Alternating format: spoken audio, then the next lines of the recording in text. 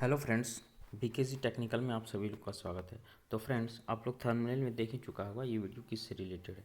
तो फ्रेंड्स, आप लोग जो सीएससी का सर्टिफिकेट लेना चाहते हैं उसके लिए पहले टीईसी का एग्ज़ाम देना पड़ता है, टीई सर्टिफिकेट लेना पड़ता है, ठीक है।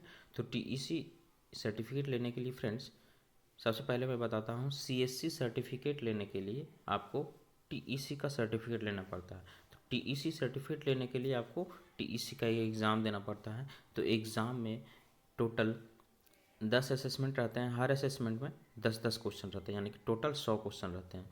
और 10 असेसमेंट कंप्लीट करने के बाद आपको एक फाइनल एग्ज़ाम होगा, उसमें टोटल 50 क्वेश्चन रहेंगे और उसमें 25 नंबर मिनिमम लाना पड़ेगा। तो आप लोग का सर्टिफिकेट बन के तैयार हो जाएगा। तो आप बहुत कोई फंस जाते हैं एग्ज़ाम दे करके कि फिर 25 नंबर भी नहीं ला पाते हैं, फेल हो जाते हैं। इसलिए मैं क्वेश्चन डिस्कस कर रहा हूँ। मैंने एग्ज़ाम दे चुका है, इसलिए मैं क्वेश्चन डिस्कस कर रहा हूँ और ये एक्यूरेट आंसर होगा। मैंने जो उसमें असेसमेंट में दिया हुआ है पीडीएफ, उसमें मैं मिलाकर ये आपको बता रहा हूँ। तो चलिए देखते हैं, स्टार्ट करता हूँ क्वेश्चन। अब फर्स्ट असेसमेंट दे रहा हूँ, ये फर्स्ट असेसमेंट का है। तो फर्स्ट असेसमेंट है फ्रेंड्स, ये है एंटरप्रेन्योरशिप का। देखिए, एंटरप्रेन्योरशिप असेसमेंट। तो फर्स्ट क्वेश्चन है इसमें कि starting up a new venture with a new idea is called. जिसको इंग्लिश में देना है वो इंग्लिश में दे सकते हैं, जिसको हिंदी में देना है वो हिंदी पढ़ सकते हैं, ठीक है। तो स्टार्टिंग ए न्यू वेंचर कोई नया हम लोग स्टार्ट करने जा रहे हैं कोई वेंचर, तो उसमें एक उसको क्या बोलते हैं, तो उसको बोलते हैं एंटरप्रेन्योरशिप। एक नए विचार के साथ एक नया उद्यमी स्टार्ट करते हैं तो उसको बोलते हैं एंटरप्रेन्योरशिप। ये तो सही हो जाएगा, ठीक है, इसका आंसर ट्रू हो जाएगा। Entrepreneurship is opportunity to create wealth. देखिए, एंटरप्रेन्योरशिप क्यों करता है आदमी? क्योंकि वो पैसा कमाने के लिए करता है, तो उसकी इसका आंसर हो जाएगा ट्रू। उद्यमी धन पैदा करने का एक अवसर है, ठीक है। नेक्स्ट क्वेश्चन है 3 क्वेश्चन। कुछ इसमें ट्रू कॉन्सेप्ट रहता है, कुछ कुछ उसमें ऑप्शन रहता है, वो 1 2 3 4 ऑप्शन रहता है, ठीक है। तो which of this is example of entrepreneurship? इसमें एंटरप्रेन्योरशिप का एग्जाम्पल क्या है? देखिए, एंटरप्रेन्योरशिप होता क्या है फ्रेंड्स, कोई नए मतलब उद्यमी के साथ स्टार्ट करना है, नई मतलब किसी के अंडर में काम नहीं करना, अपना खुद का मालिक होना है, बस यही होता है एंटरप्रेन्योरशिप। कोई दुकान भी खोलने एक छोटा सा, तो एक आपके लिए हो गया एंटरप्रेन्योरशिप, हो गया, ठीक है। तो देखिए, इनमें से कौन सा उद्यमशीलता का एक उदाहरण है? तो देखिए, option A, starting up a business based on old idea, existing business model and less risk. क्योंकि देखिए, आप बिजनेस स्टार्ट करते हैं, अचानक आप 5 लाख 10 लाख का इन्वेस्टमेंट कर देते हैं तो ज़्यादा रिस्क हो जाएगा ना। तो वो इंटरप्रेन्योरशिप नहीं होगा, क्योंकि आप उसमें ज़्यादा इन्वेस्ट कर चुके हैं और मान के चलिए कल लॉस हो जाएगा तो ये सारा पैसा आपका गया ना। इसीलिए क्या होता है, इंटरप्रेन्योरशिप क्या होता है, कम रिस्क में आप लोग धीरे धीरे आप इंक्रीमेंट करें, आपका सैलरी होगा, ठीक है। तो बिजनेस करके, तो एक पुराने विचार, मौजूदा व्यापार मॉडल और कम जोखिम आधार पर व्यवसाय शुरू करना को बोलते हैं इंटरप्रेन्योरशिप, ठीक है। देखिए, टीचिंग इन आईआईटी और एमबीबीएस कोचिंग इंस्टीट्यूट में यदि आप पढ़ाते हैं तो किसी के अंडर में आप काम कर रहे हैं, आपका कोई बॉस होगा, ठीक है।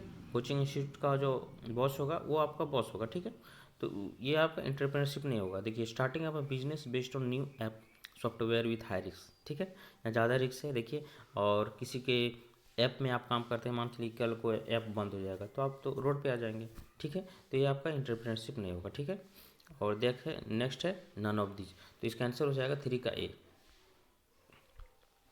मैं कंप्लीट डिस्कस करके पढ़ा रहा हूँ और 10 में 10 सही हो जाएंगे फ्रेंड्स। आप लोग यदि ये फॉलो करते हैं तो आपका 95% आपका नंबर आएगा, 95%, ओके। तो चलिए देखते हैं नेक्स्ट क्वेश्चन।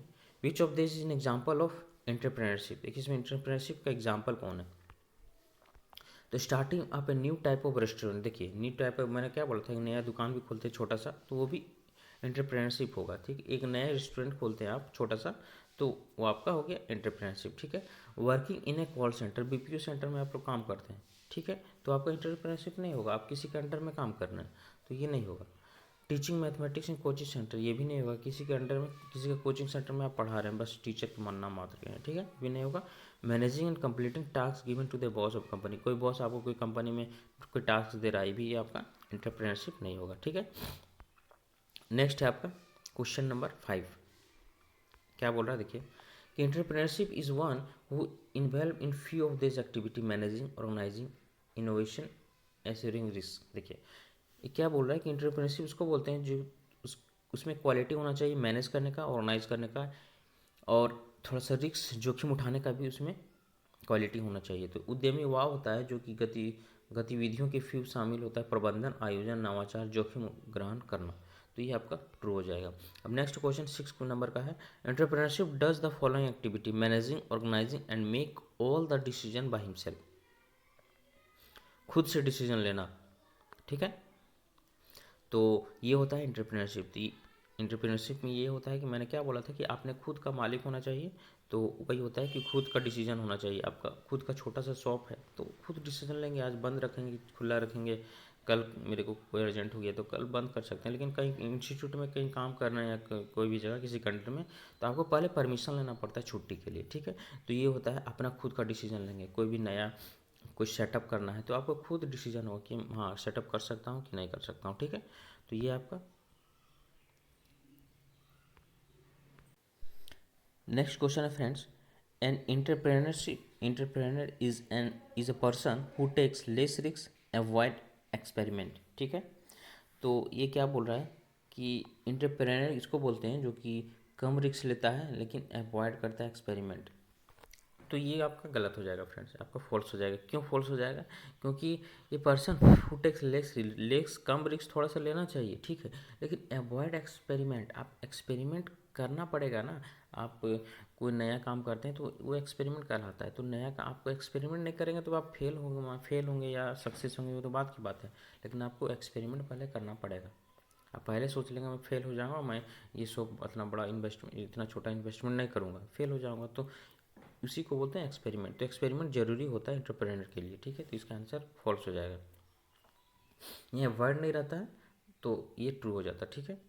नेक्स्ट है, successful entrepreneur can become a rich very fast. हाँ, सक्सेसफुल एंटरप्रेन्योर है वो तो बहुत जल्दी रिच, बहुत अमीर आदमी बन जाएगा। सक्सेसफुल का मतलब वो अमीर आदमी बनेगा ही, ठीक है। अब देखिए यहाँ नेक्स्ट है,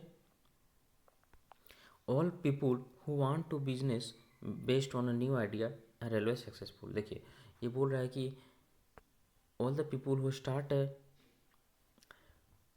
ए business based on new idea. देखो नया आइडिया में कोई बिजनेस स्टार्ट करता है कोई पीपुल, तो ऑलवेज सक्सेसफुल होता है क्या? सभी सक्सेसफुल होता है? नहीं, कोई सक्सेसफुल होता है, कोई सक्सेसफुल नहीं होता है, ठीक है।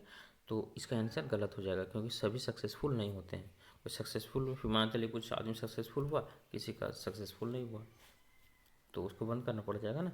तो नेक्स्ट है कि इसका आंसर फॉल्स हो जाएगा। 92% of startup are successful within the first 3 year of starting. ये क्या बोल रहा है कि 92%, जो 92% स्टार्टअप जो होता है तो सक्सेसफुल हो जाता है 3 साल के अंदर। तो ये आपका आंसर गलत हो जाएगा क्योंकि ये मैंने पढ़ा था इसका, तो ये उल्टा दिया हुआ है फ्रेंड्स। 92% ऑफ द स्टार्टअप यह नॉट सक्सेसफुल होता है। 92% हो ना, तीन तीन साल के अंदर ही वो बोरिया बिस्तर बांध करके घर चल जाते हैं क्योंकि वो सक्सेसफुल नहीं हो पाते हैं। 8% मात्र यहाँ पे स्टार्टअप जो होता है वो सक्सेसफुल होते हैं 3 साल के अंदर। तो इसका यहाँ पे 8 रहता ना तो यहाँ आंसर सही हो जाता, लेकिन 92 दे दिया, ठीक है। ये आपका था 10 क्वेश्चन मैंने डिस्कस किया है और ये असेसमेंट पहला था फ्रेंड। तो असेसमेंट 10 तक मैं डिस्कस करूँगा एक बाई एक, लगातार एक ही वीडियो में करूँगा तो वीडियो काफ़ी लंबा हो जाएगा, लगभग 1 घंटा का वीडियो हो जाएगा, 30-40 मिनट का, ठीक है। तो इसीलिए मैं हर वीडियो में एक एक असेसमेंट आपको मैं प्रोवाइड करूँगा डे टू डे, ठीक है। और आप लोग यदि नेक्स्ट असेसमेंट देखना चाहते हैं तो लिंक में जाइए, डिस्क्रिप्शन लिंक में, वहाँ पे आपको पूरा असेसमेंट का लिंक मिल जाएगा, आप लोग वहाँ से जाके देख सकते हैं। और मेरे चैनल में यदि नए हैं तो प्लीज़ मेरे चैनल को सब्सक्राइब करें और वीडियो लाइक करें, और आपको कोई भी क्वेरी हो तो प्लीज़ कमेंट करें, ठीक है। मिलते हैं अगले वीडियो में, तब तक के लिए जय हिंद, जय भारत।